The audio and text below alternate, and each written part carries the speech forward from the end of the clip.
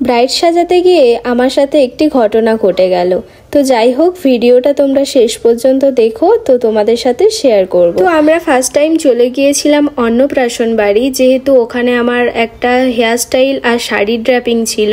তো সেখানেই আমি হেয়ার স্টাইল শাড়ি ড্র্যাপিংটা কমপ্লিট করে নিলাম। এবং এই দিদিভাইয়ের কিন্তু আমার কাছে সাজার খুব ইচ্ছা ছিল, বাট আমার সময়ের জন্য আমি সাজাতে পারিনি, যেহেতু আমার একটি মুসলিম ব্রাইড রয়েছে। আর তারপরেই চলে এসেছিলাম ব্রাইডের লোকেশানে।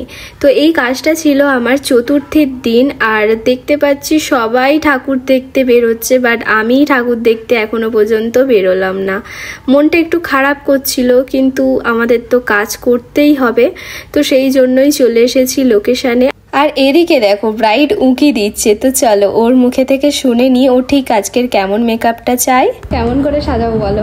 সবকিছুই তোমার যেমন পছন্দ তেমনই করে দেবে, আর কলকাতা একটু শুরু করে দেবে, আর লিপস্টিকটা একটু ডার্ক শেডে দেবে। ঠিক আছে ঠিক আছে, চলো। ব্রাইডের মুখে থেকে তো শুনেই নিলাম ও ঠিক কেমন মেকআপটা চায়। আর আমার সাথে যে ঘটনাটা ঘটেছিল সেটাই তোমাদের সাথে শেয়ার করি।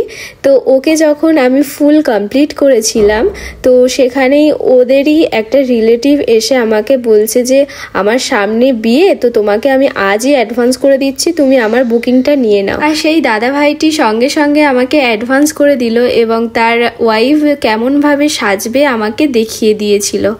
তো এই ঘটনাটা সত্যি আমার সাথে কোনো দিনই ঘটেনি, আজকের ফার্স্ট টাইম ঘটেছিল। হ্যাঁ, আমার সাথে এমন ঘটনা ঘটেছিল যে ব্রাইডকে সাজিয়ে আসার পর তাদেরই কোনো রিলেটিভ মানে আমাকে বুকিং করেছিল সাজানো দেখে।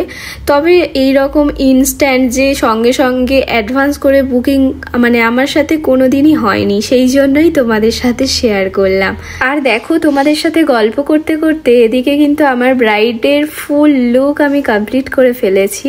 তো এই ছিল আমাদের মিষ্টি ব্রাইড। আর তোমাদেরকে তো বলতেই ভুলে গেছি, আজকের আমার ব্রাইডের নাম হচ্ছে অলিভিয়া। তো ও ভারী মিষ্টি মেয়ে, তো আমার তো খুব ভালো লেগেছে। তো চলো ওর মুখে থেকে শুনে নাও ওর ঠিক আজকের মেকআপটা কেমন লাগলো। বলো সেজে কেমন লাগলো বলো। খুবই ভালো লাগলো, আমি মানে যেমনটা এক্সপেক্ট করেছিলাম ঠিক তেমনটাই হয়েছে, সবকিছু প্রপার ঠিকঠাক। ঠিক আছে, থ্যাংক ইউ। Thank you. ব্রাইডকে ফুল রেডি করার পর বাড়ির দিকে তো রওনা দিতেই হবে, তো সেই জন্য বাড়ির দিকে রওনা দিয়ে দিয়েছে। আর এদিকে দেখো দারোয়ান কিন্তু দাঁড়িয়ে রয়েছে, কাউকে ভিতরে ঢুকতে দেবে না। তো জোকস করলাম, যাই হোক বাড়ির দিকে রওনা দিয়ে দিলাম। আর এই ছিল ভিডিও, তোমাদের কেমন লাগলো অবশ্যই কমেন্ট করে জানিও। তো ফিরছি নতুন আরেকটি ভিডিওর জন্য, তো ততক্ষণের জন্য সবাই ভালো থেকো, সবাইকে টাটা।